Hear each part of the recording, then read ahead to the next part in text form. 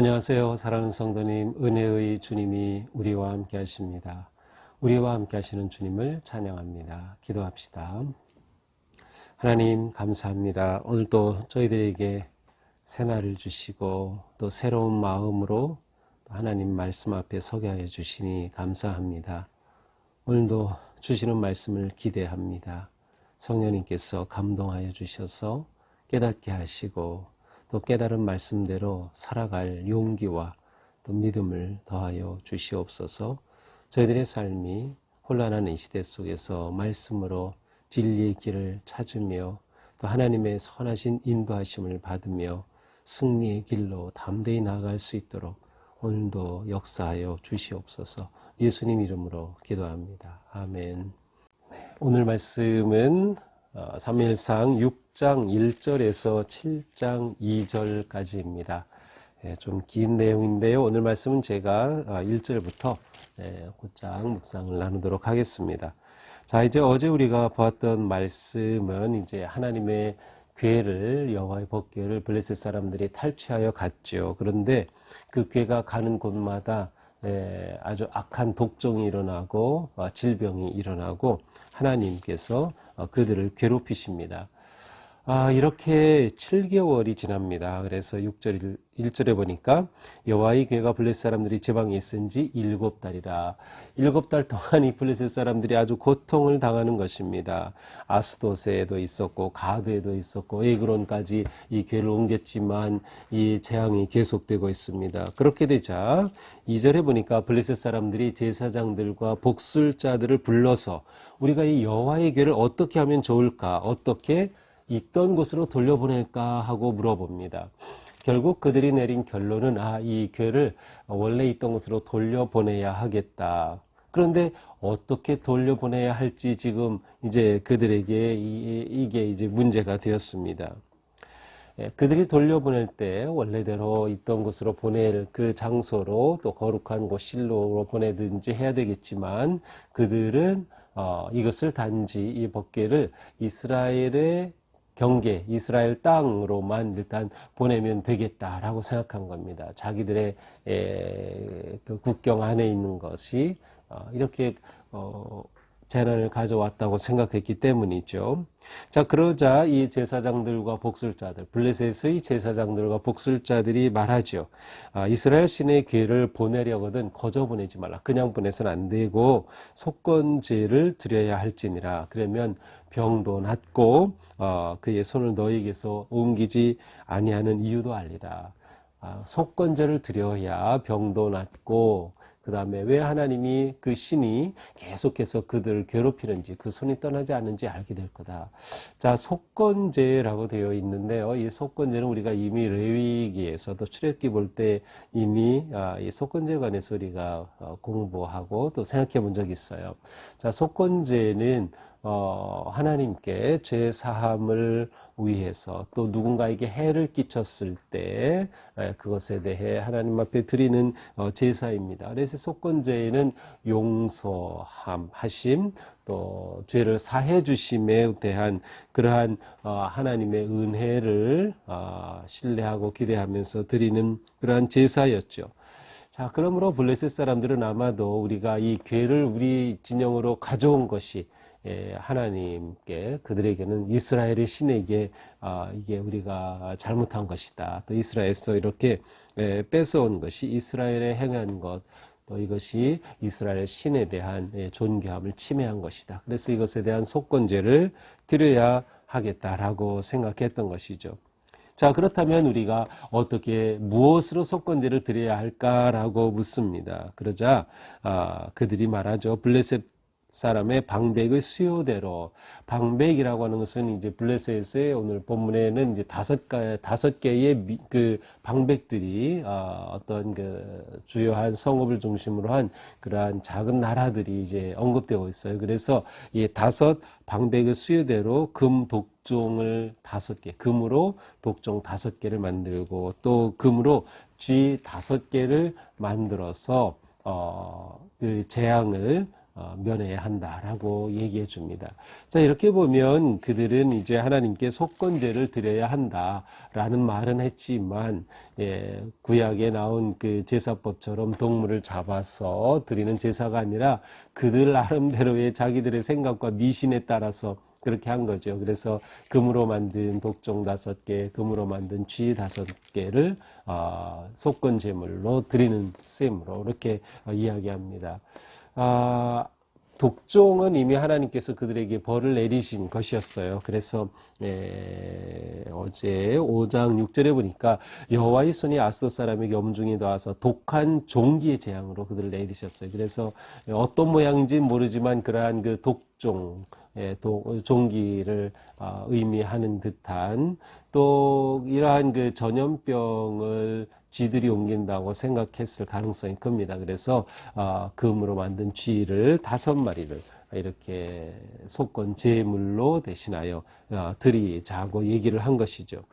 자, 5절, 그러므로 너희는 너희 독한 종기 형상과 또 땅을 해롭게 하는 쥐의 형상을 만들어서 이스라엘 신께 영광을 돌려라. 그렇게 하면 너희에게 행하던 이 벌을 멈추시고 너희 땅에서 가볍게 하실까, 그 벌을, 무겁게 내리던 벌을 거두어 주실까 하노라 라고 말합니다. 이렇게 이제 블레셋의 제사장들과 점술사들이 이렇게 얘기를 하죠. 이제 이들은 이제 이것을 준비를 하죠. 그런데 이때 그들이 생각하고 있었던 것은 이스라엘의 신에 대한 그들의 생각을 그대로 드러내고 있어요. 6절에 보니까 애굽민과 바로가 당했던 일을 이들이 말하고 있어요. 이스라엘의 역사 속에서 출애굽은 가장 중요한 민족 형성의 핵심적인 사건이죠. 하나님과 계약 관계를 맺게 되는 그러한 언약의 관계가 맺어지게 되죠. 시내산에서, 그리고 광야 생활을 통해. 그런데 이 블레셋의 이 제사장들과 이 방백들이, 또 이 지도자 점성가들이 이 사실을 언급하고 있는 거예요. 애굽과 바로가 그들의 마음을 완악하게 했다가 저 이스라엘의 신에게 당한 것을 우리가 알지 않느냐. 재앙을 내린 다음에야, 그렇죠, 10가지 재앙을 내린 후에 바로가 이스라엘 백성들을 애굽에서 내보냈던 것처럼 그렇게 하지 않았느냐. 그러니까 우리가 그렇게 더 되기 전에 얼른 우리가 마음을 완악하게 하지 말고 속건제를 드려서 이 괴를 빨리 돌려보내자라고 말하는 거죠. 자, 그러면서 이제 어떤 방식으로 보냅니까? 7절이죠. 새 수레를 만들자. 그리고 멍에를 메어보지 않은 젖나는 소 2마리를 끌어다가 그것에 수레를 메우고 송아지들은 집에 떼어놓고 그 수레에 여호와의 궤를 얹어서 돌려보내자라고 말합니다. 그래도 그들은 나름 어떻게 해야 할까를 아주 심사숙고합니다. 그러면서 완전히 새로운 수레를 만들고 한 번도 멍에를 메어보지 못한 암소 2마리, 특별히 새끼를 막 낳아서 이제 젖이 나오는 그런 암소 2마리를 끌어다가 송아지들은 집에 떼어두고 이 두 암소의 멍에를 메고 그 수레 위에 궤를 얹어서 보내는 방식까지 이야기해 줍니다. 그리고 속건제로 드리기로 했던 독종 5개, 금지 5은 또 다른 상자를 만들어서 그 안에 넣어서 같이 보내자, 이렇게 됐어요.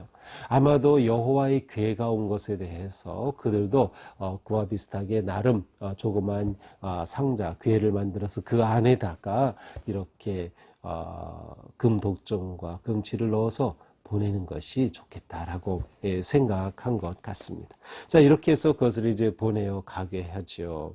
자, 이렇게 해서 어디로 보내는가 하면 벳세메스로 보내게 됩니다. 벳세메스는 바로 그 블레셋과 아주 가까운 경계 지역에 있는 그러한 곳이었어요. 그래서 바로 이곳으로 보내려고 하는 것이죠. 자, 그런데 이들이 이렇게 암소 2마리의 수레를 메워 보내는 방식을 택하면서 그들이 생각한 것이 이것이었어요.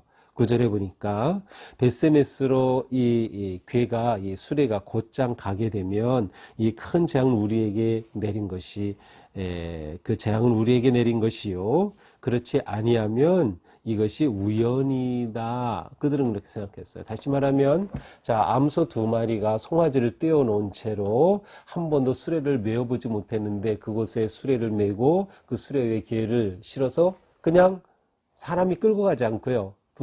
소를 그냥 보내는 겁니다. 이 방향으로 가라 보내는 거예요. 그러면 이 소가 그 길로 그냥 쭉 묵묵히 그냥 쭉 가서 벳세메스까지 이른다고 하면 이건 분명히 하나님이 내리신 벌이다. 왜냐하면 이 소 2마리는 본능상 송아지가 떨어져 있는데 송아지가 울 텐데 또 젖이 나오면 송아지에게 물려야 할 텐데 본능을 다 버린 채 소가 사람이 끄는 것도 아니고 스스로 벳세메스까지 곧장 간다는 것, 다른 길로 빠지지도 않고 곧장 간다는 것, 이거는 그들 생각에 우연일 수 없는 거죠. 그렇게 되면 이건 분명히 이스라엘의 신이 우리에게 벌을 내리신 거다. 그렇지 않다고 하면 이 소가 가다가 되돌아온다든지 안 간다든지 뭐 그런다고 하면 이거는 그냥 우리에게 우연히 일어났다. 그들의 괴를 우리가 가져온 것이지만 우연히 일어난 것일 뿐이다. 그렇게 우리가 생각하자라고 말한 거죠.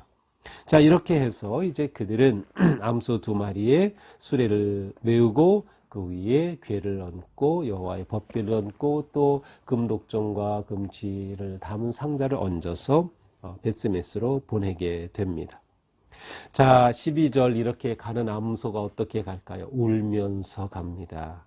12절에 보니까 벳세메스 길로 바로 행하여 대로로 가며 갈 때 울고 좌우로 치우치지 않고 갔다. 그리고 블레셋 방백들은 그 뒤에 소가 먼저 가고 뒤에 쭉 따라가다가 이 소가 이제 국경을 넘어서니까 이제 그들은 되돌아오게 됩니다. 자, 이렇게 벳세메스로 보내자 이제 벳세메스 사람들이 밀을 추수하다가 보니까 소 2마리가 수레를 끌고 오는데 그 위에 궤가 있는 것입니다. 13절에 보니까 골짜기에서 밀을 베다가 눈을 들어 궤를 보고 그거 본 것을 기뻐하더니 그들이 그것이 여호와의 법궤인 줄 알고 너무도 기뻐했어요. 그래서 14절 벳세메스 사람 여호수아의 밭 큰 돌이 있는 곳에 이르러 선지라. 여기서 여호수아는 이스라엘 백성들을 가나안으로 끌고 들어간 여호수아가 아닌 다른 여호수아입니다. 이 여호수아의 밭 큰 돌이 있는 곳에 이르러서 이 수레가 멈추게 됩니다. 그렇게 되자 이 벳세메스의 사람, 아마도 이 여호수아 이름이 나온 것을 보니까 이 여호수아가 이 집안의 어떤 어르신인 것 같아요. 그래서 그의 아마 지도 아래 그렇게 했겠죠. 무리가 수레나무를 패고 암소들을 번제물로 여호와께 드리고 이제 새 수레를 만들었죠. 그 나무로 만든 그것을 다 패서 그것을 태우고 그것에 불을 붙여서 암소 2마리를 잡아 하나님께 번제로 드리게 됩니다. 자, 이렇게 되면서 15절 이 일을 누가 맡겠어요? 레위인이 해야 되겠죠. 그래서 레위인은 여호와의 궤와 궤가 함께 있는 금봄을 담긴 상자를 내려다가 큰 돌 위에 두며 그곳에 아주 널찍하고 큰 돌, 아마 둥근 돌로 예상이 되는데 그 돌이 있는 곳이었어요. 그래서 그곳에서 거기서 제사를 드리고 방백들이 그곳에서 여호와의 궤를 맞이하게 되었습니다. 자, 블레셋 5 방백이 이것을 보고 에그론으로 돌아갔습니다. 자, 이 벳세메스 사람 여호수아는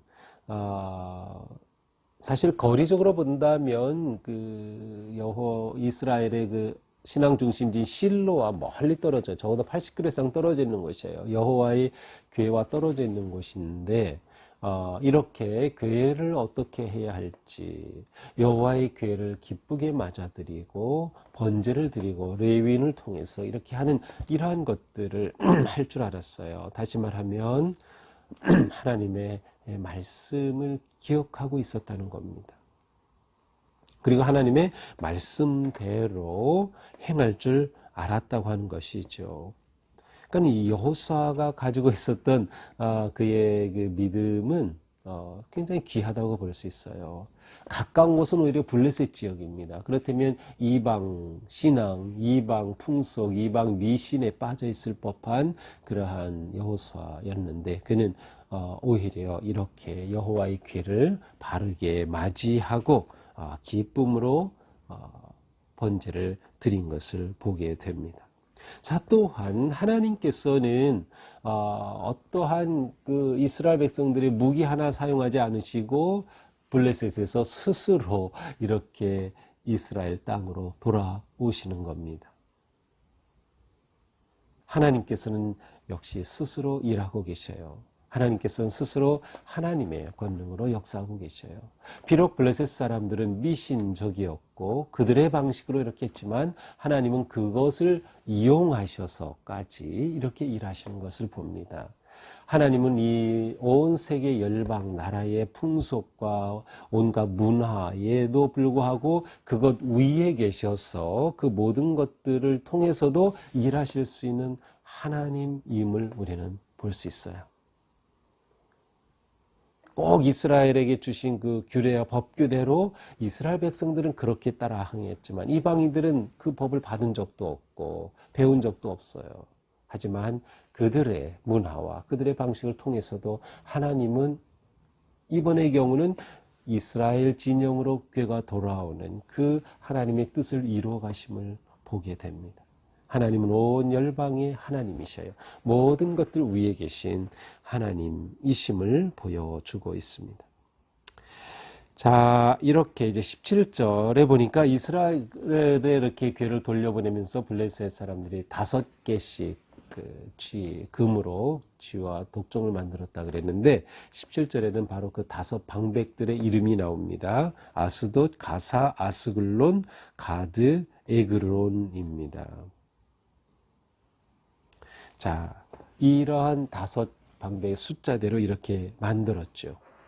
자, 이 큰 돌은 이 사무엘상 기록될 때까지 베세메스 사람 여호수아의 밭에 그 돌이 여전히 있었다. 이제 그러한 기록을 18절에 주고 있습니다. 자, 그런데 사건이 또 일어납니다.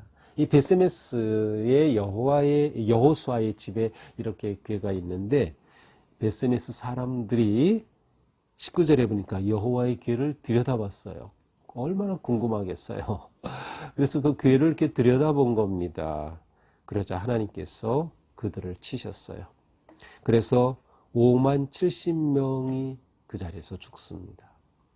근데 우리 성경에 보면 5만이라고 된 것을 괄호 안에 넣어 놓았어요. 그것은 어떤 성경 사본에서는 5만이라는 단어가 없이 70명, 어떤 것은 5만 이렇게 되어 있는데 물론 이것을 어디서부터 이제 따라가 보면 이제 그 사본에 따라 다르게 나타나는 것을 볼 수 있지만 일반적으로 우리가 생각할 때 이 당시 베스메스 지역의 인구 자체가 5만이 되질 않습니다. 그래서 5만보다는 70명이라고 보는 것이 타당하지 않을까 생각을 해요. 어쨌든 이렇게 하나님께서 70명을 쳐 죽이시는 그런 끔찍한 사건이 일어납니다. 하나님께서 그들을 치셨으므로 백성들이 슬피 울었습니다. 자, 그들은 법궤를 구경했어요. 궁금했기 때문에 하나님의 말씀을 몰랐던 거죠. 법궤에 대한 규례를 몰랐던 거예요. 법궤를 어떻게 맞아들이고 대우해야 할지 이들은 몰랐어요. 아마도 여호수아가 모르는 사이에 여호수아가 없는 사이에 이렇게 했는지도 모릅니다. 자, 이렇게 되자 베스메스 사람들이 말합니다. 거룩하신 하나님 여호와 앞에서 누가 능히 서리요? 자기들이 그 궤를 들여다봤다 죽고 난 다음에 아이고 하나님 너무 무서워 그 앞에 우리 설 수 없다. 하나님을 섬길 수 없겠구나. 그를 우리에게서 누구에게 올라가시게 할까? 이 궤를 우리가 다른 곳으로 어떻게 가져가게 하지? 그들이 고민합니다. 그러자 이러한 상황 속에서 21절 기럇 여아림 주민들에게 전령을 보냅니다. 자, 우리에게 이러한 일이 일어났는데 당신들에게 궤를 보내고 싶소. 그래서 이 기럇 여아림 사람들에게 전령을 보내죠. 블레셋 사람이 여호와에게를 도로 가져왔는데 그것을 너희에게로 옮겨가고 싶다. 이렇게 말해줍니다. 여기 베스메스에서 기럇 여아림까지는 대략 15km 정도, 조금 안 되는 15km 정도 되는 그러한 거리입니다. 이것을 보내고자 하는 거죠. 그러자 7장 1절 기럇 여아림 사람들이 와가지고 여호와의 궤를 옮겨서 산에 있는 아비나답의 집에 이 궤를 들여놓습니다. 그리고 그의 아들 엘리아살로 하여금 이 궤를 거룩하게 구별하여서 지키게 했어요. 함부로 들여다보지 못하도록 그곳을 구별하고 거룩하게 지키게 했습니다. 마지막 2절입니다. 7장 2절 궤가 기럇 여아림에 들어간 날로부터 20년 동안 오래 있은지라 이스라엘 온 족속이 여호와를 사모하니라. 자, 그곳에 20년 동안 이 궤가 머물게 됩니다. 궤가 있어야 할 곳이 아니죠. 궤는 성막에 있어야 되는데 이곳에 20년이나 방치되어 있었던 셈이에요. 그러나 동시에 이 기간은 이스라엘 백성들이 하나님을 사모하게 되는 기간이었어요. 온 족속이 여호와를 사모하니라. 다시 말하면 이 궤에 대해서 그들의 마음이 굉장히 불편했다는 거죠. 여기 있으면 안 되는데 그러나 20년이 지나죠. 사무엘하 6장에 가서 보면 20년 후에 다윗 왕이 드디어 이 궤를 모시러 오게 되는 장면을 우리가 보게 됩니다.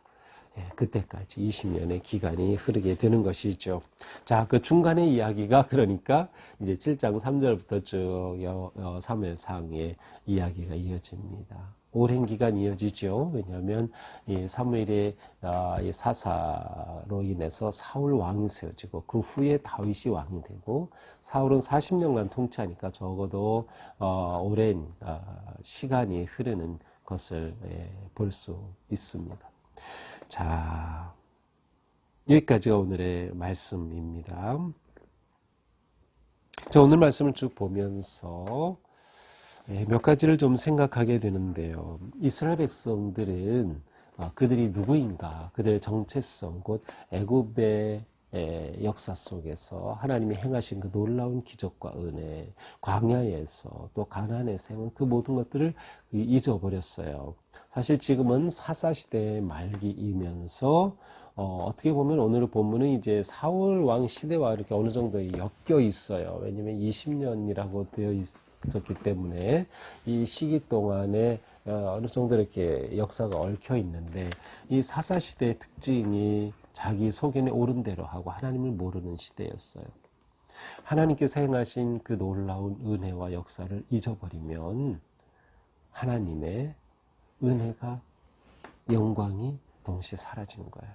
이스라엘 백성들은 궤를 잃어버리고서도 그것을 찾아오려는 생각조차 못하고 있어요. 두려워하고 있는 거죠. 블레셋에게 가서 찾아와야 되는데 감히 그렇게 하지도 못하고 있어요. 그들이 그러한 상황에서 하나님은 스스로 능력에 하나님께서 옮겨 오심을 우리가 보게 되죠. 하나님을 잊어버리면, 말씀을 잊어버리면 그곳에 영광과 은혜는 사라집니다.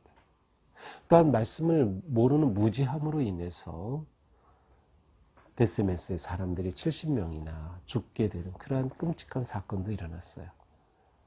말씀을 모르면, 무지하면 우리의 삶은 하나님의 은혜와 영광이 사라진 삶이 될 수밖에 없다는 것이죠. 그것이 더 나아가서는 재앙이 되기도 하고 심판이 되기도 하는 것입니다. 그러므로 우리는 끊임없이 하나님의 은혜를 기억하고 하나님의 역사와 능력을 기억해야 합니다. 우리가 기억하는 것이 무엇이에요? 이렇게 말씀을 묵상하는 것, 예배하는 것 모두가 주님의 은혜를 기억하는 것이죠. 자, 또한 우리는 언약궤에 관계된 이러한 사건들을 쭉 보면서 언약궤는 결코 이용의 대상이 아닙니다. 언약궤는 구경의 대상도 아닙니다.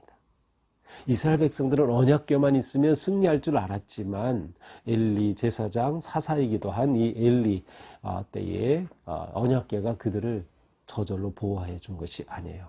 그들은 언약궤를 이용하려고 하였지 언약궤를 통해 드러나시는 하나님을 예배할 줄은 몰랐던 거죠.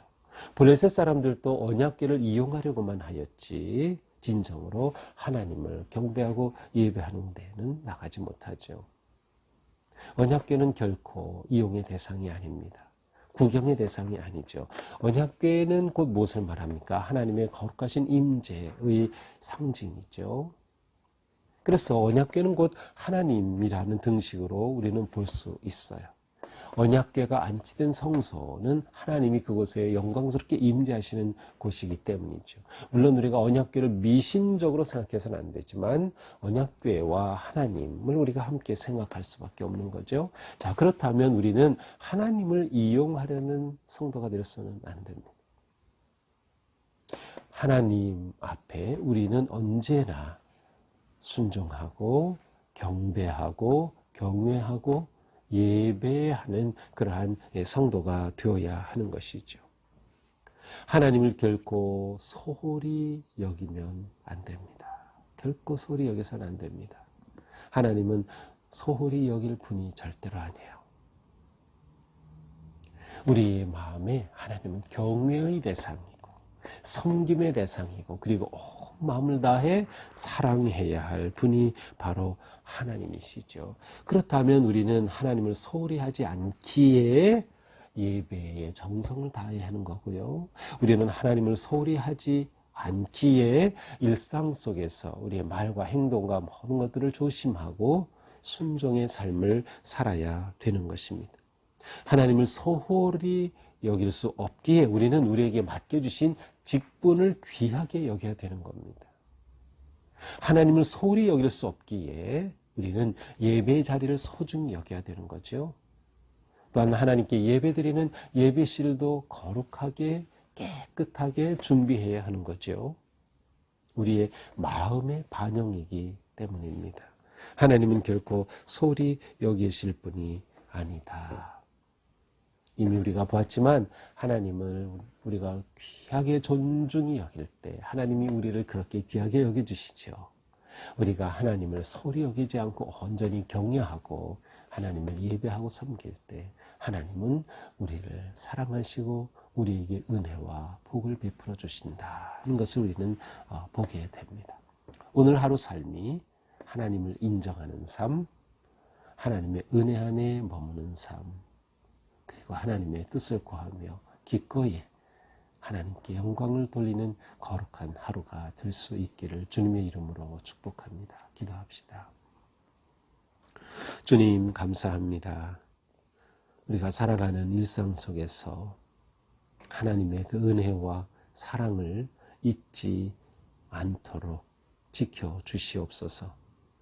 또한 하나님을 결코 소홀히 여기지 않도록 저희들의 마음을 지켜주시옵소서. 오직 하나님을 경외하고 하나님을 사랑하고 하나님을 순종하며 하나님을 예배함이 우리에게 가장 큰 기쁨이고 언제나 하나님 앞에 우리의 삶을 내어드리는 진정하고 거룩한 성도의 삶 살아갈 수 있도록 인도하여 주시옵소서. 오늘도 저희들의 삶이 오직 하나님의 영광을 위하여 하나님을 기쁘시게 하고자 하는 아름답고 거룩한 삶 되게 하여 주시옵소서. 예수님 이름으로 기도합니다. 아멘. 네, 오늘도 주님의 은혜 안에서 우리의 삶이 밝고 희망차고 또 하나님과 함께하는 기쁨이 넘치기를 축복합니다. 사랑합니다.